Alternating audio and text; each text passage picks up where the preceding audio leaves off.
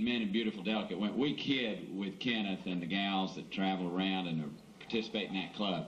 But let me tell you what, at any of these events that have a Mayberry tone, anything that anyone asks them to do, they do it. And I'll tell you, they're the greatest bunch in the world. They really are.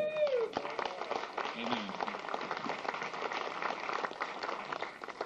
Kenneth, I think you should have saved part of your report for Colonel Tim's Talent Time, which is in half an hour. I think places for me to... Any other chapters have reports they want to share?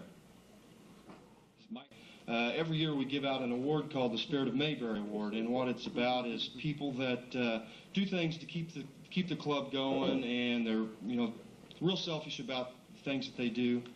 And some of the past winners were the Brad and Christine Bourne, who own the Mayberry Cafe in Danville, Indiana. They were real instrumental in me getting the newsletter started off. And of course, Dick Clark here, who everybody knows. He won it the second year. And I wasn't able to present to Emmett for us last year when he was here. Dale Robinson presented it, and I guess something went wrong because the lights went out, and they ended up presenting it with flashlights. But this year, the one that we've chosen is a person that works very hard, and I'll just go ahead and say it's Allan Newsome. Yeah. Allan not only does Floyd, and he works very hard at that, and he's very good at it. Allan also, as you know, does the internet chapter, and I'll tell you, I log on every day and just read my mail most of the time, and that takes an hour. And so I know that Allan's spending a lot of time with us, a lot of hard work, and he's very deserving of all the praise you guys can give this guy. I've said many times, and a lot of people have heard me say this, I think the nicest person I've ever met is Jim Clark. I've never seen him upset about anything.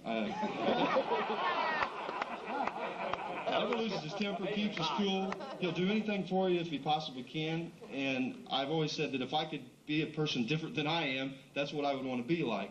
I think that if there was one person that is close to that, it would be Allan Newsome. He's just one of the greatest guys I've ever met. And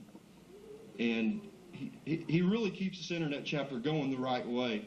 You would think that an Andy Griffith chapter on the internet would be pretty much what we're about, but there are some out there that it gets pretty some pretty bad reading on there sometimes, and some of us have actually quit reading those pages because the language sometimes you get pretty bad.